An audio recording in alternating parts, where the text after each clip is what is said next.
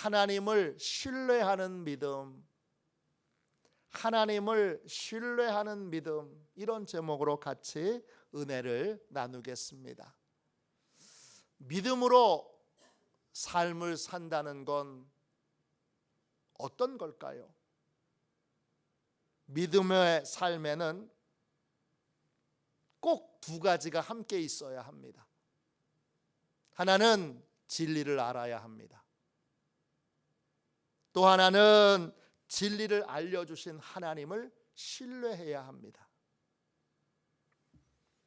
진리를 아는 것만 가지고는 믿음의 삶을 산다고 할 수 없습니다. 반드시 진리를 주시는 하나님을 신뢰하는, 하나님의 인격을 신뢰하고 하나님의 성품을 신뢰하는 삶이 있어야 합니다. 이 두 가지가 함께 있을 때에 그걸 가리켜서 우리가 믿음의 삶을 산다고 말합니다. 신약에서 진리는 헬라어로 알레테이아입니다.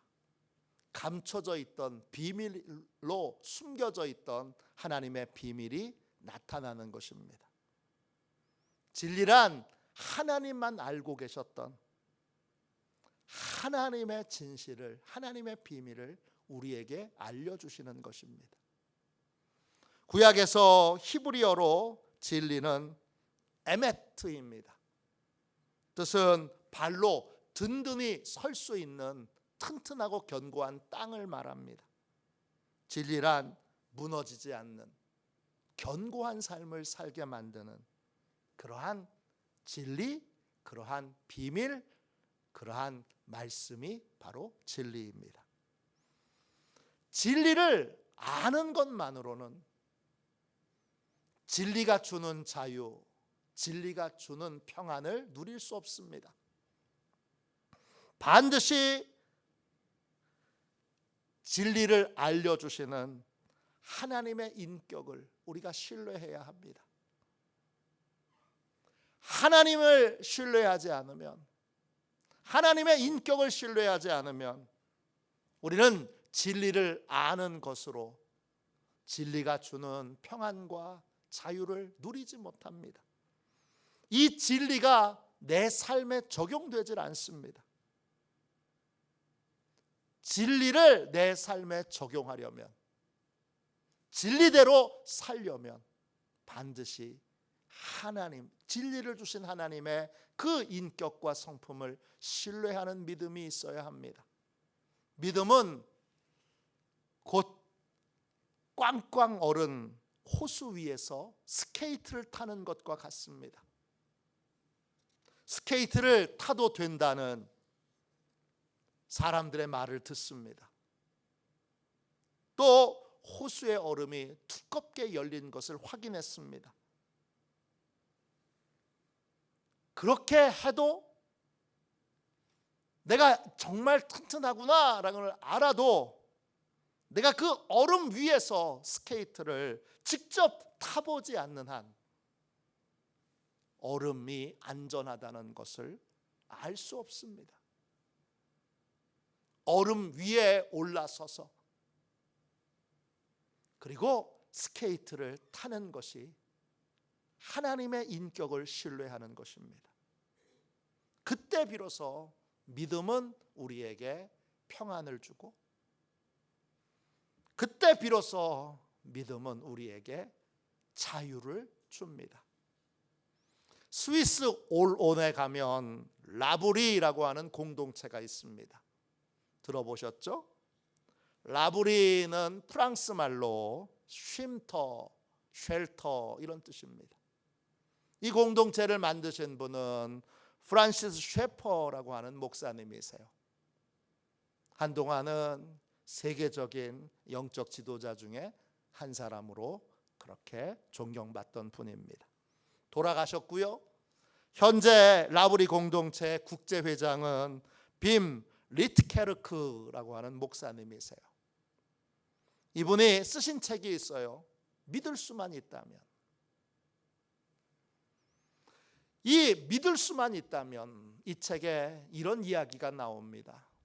빔 리트케르크 목사님이 개최하신 수양회에 참석했던 학생이 있는데 어느 날 그 학생의 어머니가 집으로 이 목사님 부부를 초대했습니다. 이 어머니는 자신은 그리스도인이 아니고 또 아직 이 하나님을 온전히 믿지 못한다고 고백하면서도 목사님과 또 목사님 사모님과 깊은 대화를 나누기를 원합니다. 두 사람은 처음에 하나님이 정말 존재하시는가 이걸 가지고서 이야기를 시작했습니다. 그런데 시간이 지나면서 대화를 나누면서 이 어머니에게 부족한 것은 믿음의 정보가 아니라는 걸 알게 됩니다. 이 학생의 어머니가 진짜 고민하고 있는 것을 조금 지나서 알게 됐습니다. 이 학생의 어머니는 자신의 고민을 털어놓으면서 이렇게 탄식했습니다. 믿을 수만 있다면, 믿을 수만 있다면. 이 어머니는 기독교 신앙에 반감을 가지고 있는 것도 아니고 자기의 생각을 꿋꿋하게 고집하는 것도 아닙니다. 하나님을 믿기 위해 다양한 노력을 다 해봤지만 다 소용이 없었다고 그렇게 탄식을 내뱉는 것입니다. 이 학생의 어머니가 원하는 건 진리를 아는 것에서 멈추지 않고 진리를 알려주시는 하나님을 삶에서 신뢰하는 것입니다. 그래야 믿음을 통해서 자유를 얻고 평안을 얻기에 그러한 믿음이 주는 자유, 믿음이 주는 평안을 맛보고 체험하고 누리고 싶었던 것입니다. 진리를 알려주시는 하나님을 신뢰하는 믿음을 가지려면 어떻게 해야 될까요? 믿기를 원하지만 믿음의 문턱을 넘어서지 못하고 늘 좌절하고 늘 꺾이는 사람이 하나님을 신뢰하는 믿음을 가지려면 어떻게 해야 될까요? 오늘은 이 질문에 대하여 함께 말씀을 나누도록 하겠습니다. 오늘 함께 읽은 말씀은 시편 71편입니다.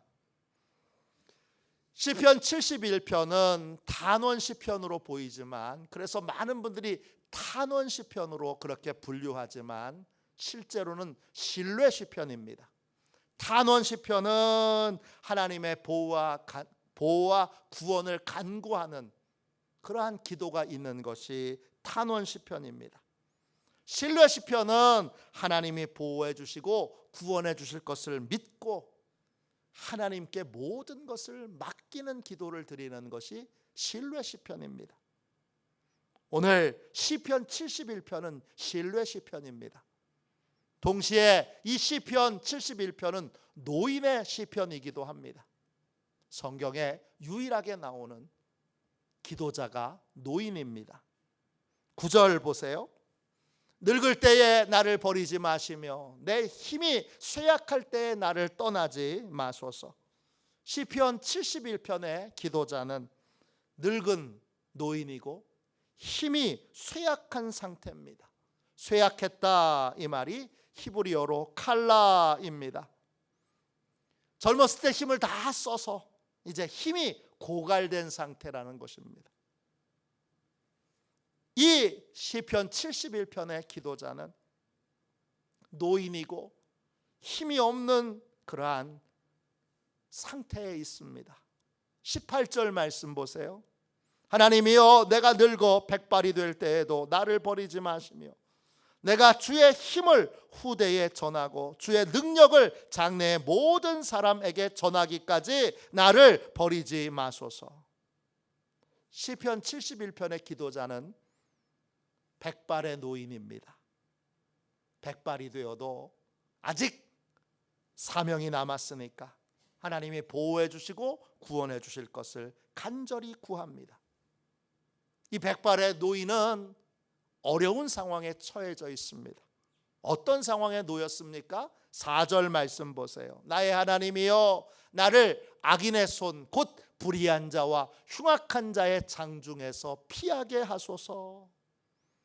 시편 71편의 기도자는 악인과 불의한 자와 흉악한 자의 손에 붙들려 있습니다. 악인은 히브리어로 라사입니다. 악을 행하는데 두려움이 없는 사람을 뜻합니다.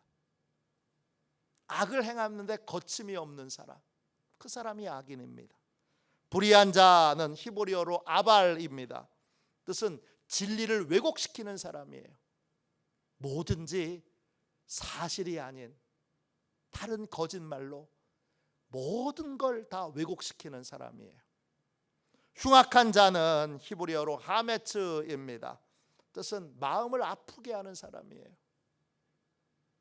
시편 71편의 기도자는 거침없이 악을 행하는 사람과 끊임없이 진실을 왜곡하는 사람, 그리고 마음을 괴롭게 하고 아프게 하는 사람의 손에 붙들려 있어요.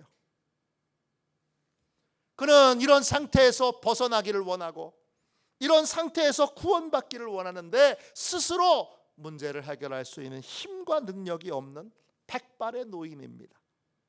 이런 상황에 놓일 때 우리는 하나님께 도움받기를 원합니다. 이럴 때 하나님의 도움을 받으려면 모든 상황을 하나님께 맡기고 그리고 하나님의 인도함을 따라야 하는데, 많은 사람이 나 하나님 믿어 그렇게 말하면서도 실제 자기의 문제를, 자기의 상황을 하나님께 맡기질 못합니다. 왜 맡기질 못하죠? 하나님을 신뢰하지 못하니까, 하나님을 믿지 못하니까 맡기지 못하는 것입니다. 어떻게 해야 하나님께 맡길 수 있는 믿음이 생길까요? 어떻게 해야 다 맡기고 두려움 없이 하나님께 순종하는 삶을 살 수 있습니까? 도대체 어떻게 해야 믿음으로 내 모든 상황을 하나님께 맡길 수 있습니까? 4가지로 살펴보겠습니다. 첫 번째, 내 힘과 능력으로 문제를 해결할 수 없다는 사실을 인정해야 합니다. 하나님을 믿는다고 고백하면서도 하나님께 자신의 문제를 맡기지 못하는 사람의 가장 큰 이유는 왜 맡기지 못하는가? 두려움 때문입니다. 구체적으로 어떤 두려움이냐? 내 삶에 대한 통제력을 잃어버릴 것에 대한 두려움입니다. 내가 내 삶을 주관하지 못하고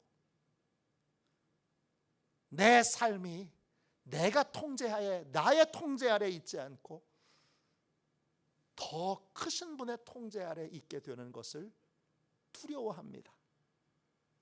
믿음의 철학자인 블레즈 파스칼은 팡세라고 하는 책을 썼습니다. 팡세는 프랑스 말로 삼각이라는 뜻입니다.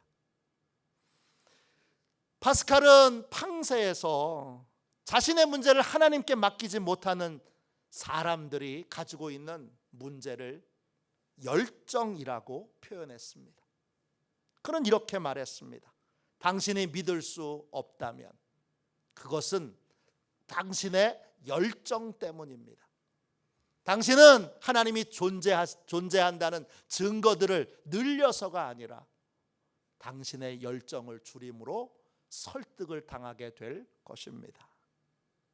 하나님을 믿지 못하는 이유, 하나님께 문제를 맡기지 못하는 이유는 열정 때문인데 그 열정은 결국 크게 2가지입니다.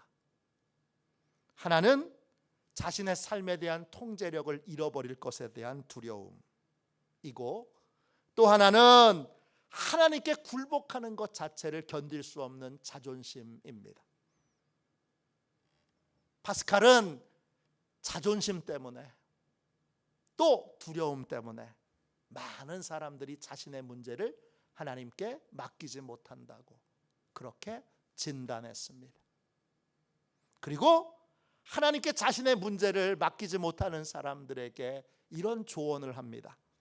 믿는 것처럼 흉내를 내십시오. 그러면 당신의 마음이 따라오게 될 것입니다. 믿지 못하겠다면 믿음의 흉내라도 내라는 것입니다. 그러면 믿음이 생긴다는 것입니다. 믿음의 흉내라도 내고 싶은데 흉내조차도 내지 못하는 많은 사람들이 있습니다. 이유가 뭐죠? 내 힘과 능력으로 내 문제를 해결할 수 있다는 이 사실을 여전히 가지고 있고, 내 힘과 능력으로는 내 문제를 해결할 수 없다는 결론을 내리지 않아서 그렇습니다. 내가 여전히 주인 되어 내 인생을 다스리고 지배하고 통제해야 안심이 되는 마음, 이 마음을 내려놓으려면 이런 방식으로는 내 인생의 문제를 해결할 수 없다는 걸 인정해야 합니다. 그러면 하나님께 도움을 받으려는 마음이 열리게 되고, 그러면 내 문제를 하나님 앞에 맡기는 흉내라도 낼 수 있게 됩니다. 믿음으로 맡길 수 없다면 흉내라도 내야 합니다. 흉내를 내다 보면 은혜를 체험하게 되고 진짜 믿음이 생겨나게 되기 때문입니다. 프랑스에서 전해지는 이야기 중에 미녀와 야수라고 하는 동화가 있습니다. 유명한 동화죠. 멋진 왕자였다가 야수로 변한 주인공이 있습니다. 이 주인공은 자기 힘으로는 멋진 왕자로 돌아갈 수 없습니다. 그는 벨 아가씨의 여주인공의 키스를 받아야 왕자로 바뀌게 됩니다. 벨 아가씨의 키스는 은혜를 경험하는 것입니다. 은혜는 스스로 할 수 없다는 걸 인정할 때 임하게 됩니다. 내가 할 수 없기에 억지로라도 순종하게 될 때 받게 되고 누리게 되는 것이 바로 은혜입니다. 하나님의 은혜가 주어지려면 내 힘으로 내 문제를 해결할 수 없다는 걸 인정하고 내 두려움, 내 자존심을 하나님 앞에 내려놓고, 그리고 겸손히 하나님의 도움을 받기 위해 도움받는 흉내라도 시작해야 합니다. 그렇게 될 때 은혜를 체험하게 되고 믿음을 갖게 되는 것입니다. 두 번째, 어떻게 해야 믿음으로 내 상황을 하나님께 맡길 수 있습니까? 둘째, 두려움과 불안과 두려움 속에서도 하나님을 신뢰하는 믿음을 선택해야 합니다. 오늘 말씀 시편 71편 1절을 보십시오. 여호와여, 내가 주께 피하오니 내가 영원히 수치를 당하게 하지 마소서. 시편 71편의 이 백발의 기도자는 하나님을 신뢰하기로 결정합니다. 지금 악인들과 불의한 자와 흉악한 자의 손에 붙들려서 고통을 받고 있는데, 이런 상황에서 나는 하나님을 신뢰하기로 결단합니다. 그렇게 고백하고 그는 하나님께 피합니다. 여호와여, 내가 주께 피하오니, 피한다 히브리어로 하사입니다. 뜻은 하나님을 피난처로 삼는다, 이런 뜻입니다. 하나님을 믿고 신뢰하여 하나님을 나의 피난처로 삼는 것이 바로 하나님께 피하는 것입니다. 분명히 하나님을 피난처 삼아 하나님께 피하기로 결단했는데 그의 마음을 보십시오. 그의 마음에는 여전히 불안과 두려움이 있습니다. 내가 영원히 수치를 당하게 하지 마소서. 수치를 계속 멸시와 조롱을 계속 당할까 봐 걱정하고 두려워하는 마음이 그 안에 있습니다. 믿음이란 불안과 두려움이 전혀 없는 상태가 아닙니다. 믿음이란 불안과 두려움 속에서도 하나님을 믿고 의지하기로 결단하는 것입니다. 세계적인 기독교 변증가 오스기니스 목사님이 쓰신 책 가운데 의심이라는 책이 있습니다. 우리나라에는 아직 번역되지는 않았는데요, 이 의심이라는 책에서 오스기니스 박사님은 의심을 신뢰의 결핍으로 설명합니다. 그리고 의심에는 세 가지 유형이 있다고 말합니다. 첫 번째 유형은 의지적인 의심입니다. 명백하게 진실이 드러났는데도 진실을 따라 살기를 거부하는 것입니다. 진실을 따라 살기를 거부하고 일부러 거짓을 따르는 삶을 사는 것이 의지적인 의심입니다. 성경은 이런 의심을 책망하고 이런 태도를 고집하는 자를 결코 용서하지 않는다고 선언합니다. 하나님께 용서받을 수 없는 의심이 바로 이 의지적인 의심입니다. 두 번째, 어떤 의심이 있느냐? 지적인 의심이 있습니다. 지적인 의심에는 크게 두 가지가 있습니다. 하나님의 뜻을 정말 알고 싶어서, 하나님의 섭리를 정말 알고 싶어서 예리하게 질문하는 것. 하나님은 이런 예리한 질문에 대해서는 너그럽게 허용하십니다. 저도 성경을 읽을 때마다 어떻게 하든지 제 마음에 있는 질문들을 가지고 그 말씀과 씨름합니다. 이 지적인 의심은 분명한 진리를 알기 위해서 의심하고 질문하는 것입니다. 하나님은 이런 지적 의심에 대해서는 너그럽게 허용하십니다. 그런데 허용하지 않으시는 것이 있습니다. 뭐냐? 자신의 지적인 능력을 앞세워서 겸손함을 잃어버리고 내가 이해할 수 없는 건 받아들일 수 없어, 그렇게 하나님의 말씀을 멸시하는 태도를 갖는 것, 그것은 하나님이 책망하십니다. 이런 태도는 죄에 깊이 빠져 있다는 증거이고 하나님과의 관계가 깨졌다는 증거이기 때문입니다. 마지막 세 번째 의심은 여러분, 감정적인 의심입니다. 하나님은 이 감정적인 의심에 대해서 관대한 태도를 보이십니다. 유다서 1장 22절입니다. 어떤 의심하는 자들을 긍휼히 여기라. 하나님이 긍휼히 여기라고 말씀하신 의심하는 건 구체적으로 뭡니까? 감정적인 의심입니다. 부활하신 주님이 제자들에게 나타나셨지만 제자들은 너무 기뻐서 믿을 수가 없었습니다. 이걸 주님은 책망하지 않으십니다. 부활을 믿지 못한 도마가 예수님의 부활을 믿지 못할 때 주님은 친히 나타나셔서 손과 옆구리에 있는 못자국과 창자국을 보여주셨습니다. 주님은 이런 감정적인 의심에 대하여 긍휼히 여기십니다. 왜 긍휼히 여기실까요? 믿음이란 불안과 두려움이 전혀 없는 상태, 모든 것이 확실해서 믿고 따르는 것이 아니라 믿음이란 불안과 두려움 속에서도 계속 의심이 일어나면서도 하나님을 믿고 신뢰하기로 결단하는 것이기 때문입니다. 불안과 두려움이 없이 너무나 분명하기 때문에 믿음의 길을 간다.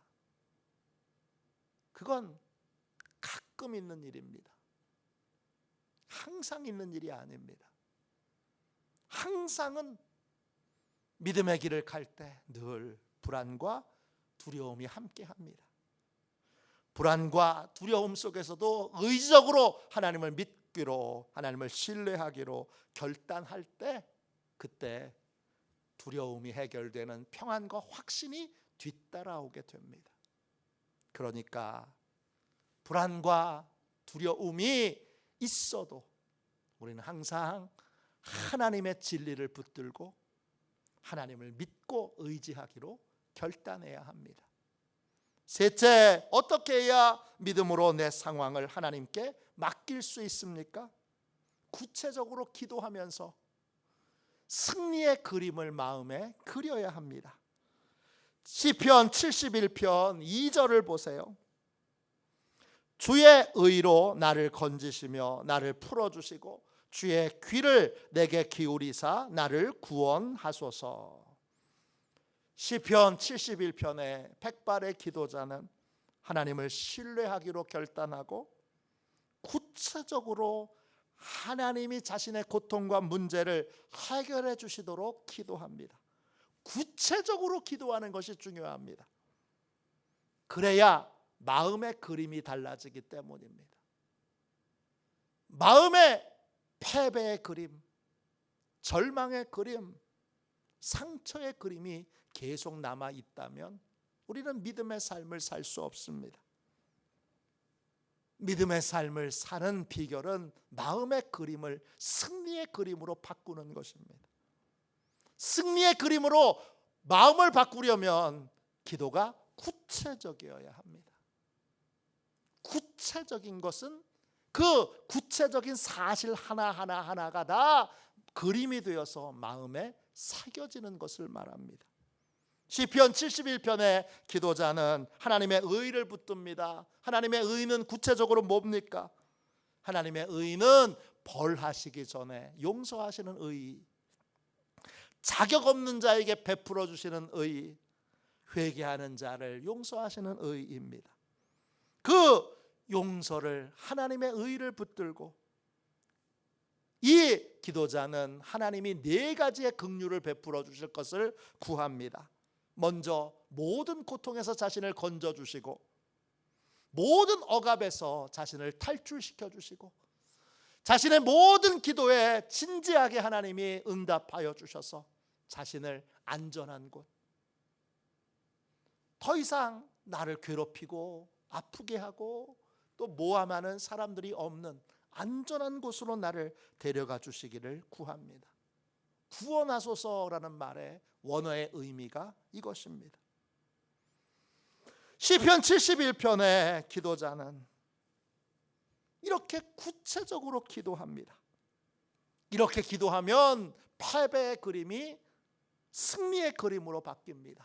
절망의 그림이 소망의 그림으로 바뀌고 불행의 그림이 여러분 행복의 그림으로 바꿉니다. 믿음은 마음을 바꾸는 것입니다. 마음의 그림을 바꾸는 것입니다. 마음의 그림이 바뀔 때 우리는 불안과 두려움에서 벗어날 수 있게 되고 그리고 하나님께 맡길 수 있는 모든 걸 맡길 수 있는 용기와 힘을 얻게 됩니다. 히브리서 11장 1절입니다. 믿음은 바라는 것들의 실상이요 보이지 않는 것들의 증거니. 믿음은 바라는 것들의 실상입니다. 믿음은 마음의 그림을 바꾸는 것입니다. 믿음대로, 기도대로, 간구대로 이루어질 아름다운 미래를 마음에 그리는 것입니다.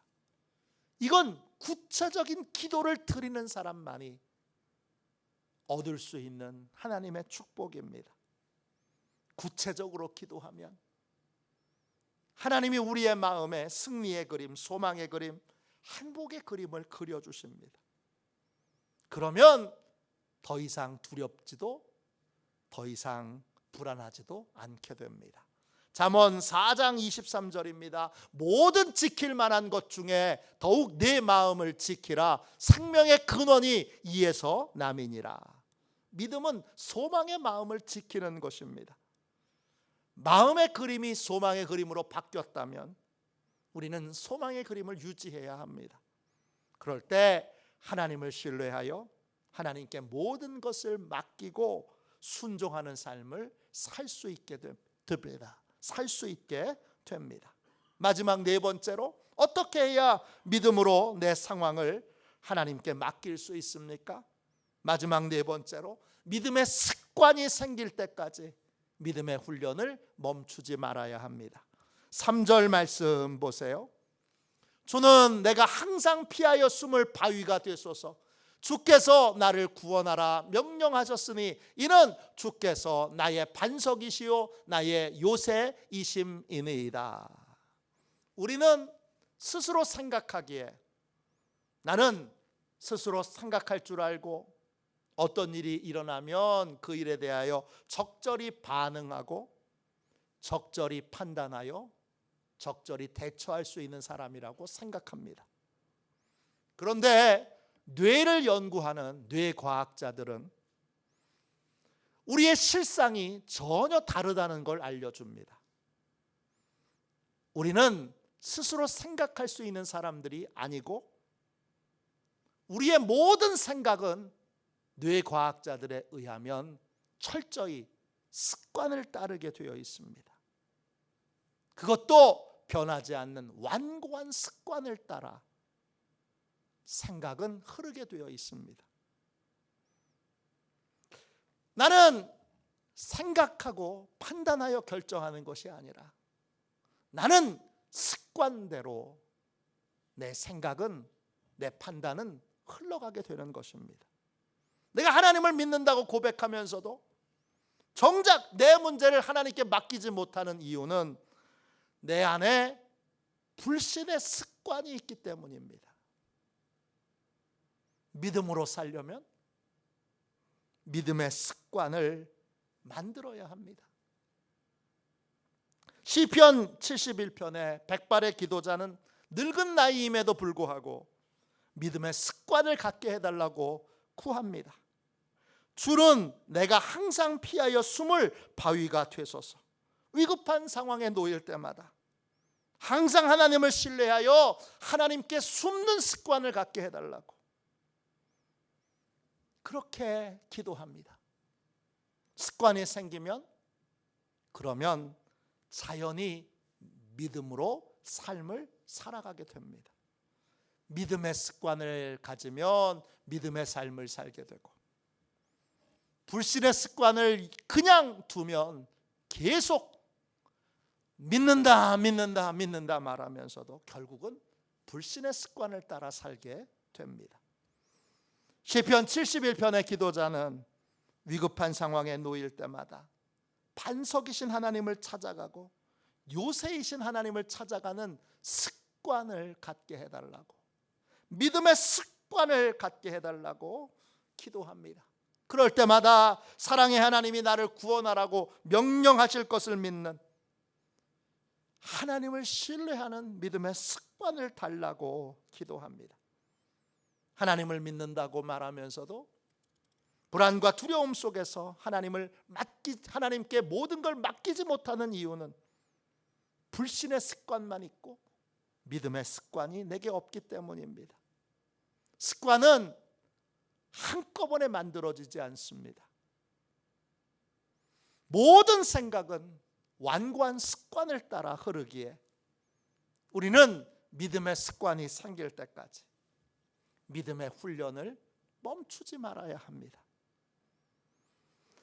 우리는 하나님을 믿는다고 고백하면서도 위기 앞에서 하나님을 신뢰하지 못하는 나를 발견할 때가 있습니다. 어떻게 하면 하나님을 믿을 수 있을까? 어떻게 하면 믿음으로 이 위기에서 하나님의 보호하심과 하나님의 구원하심을 신뢰하는 삶을 살 수 있을까? 제일 먼저 내게 문제 해결의 능력이 없다는 걸 인정해야 합니다. 그래야 내 생각대로 내 방법대로 해야 안심이다라는 생각을 안심이다라고 하는 태도를 안심이다라는 마음을 내려놓을 수 있습니다.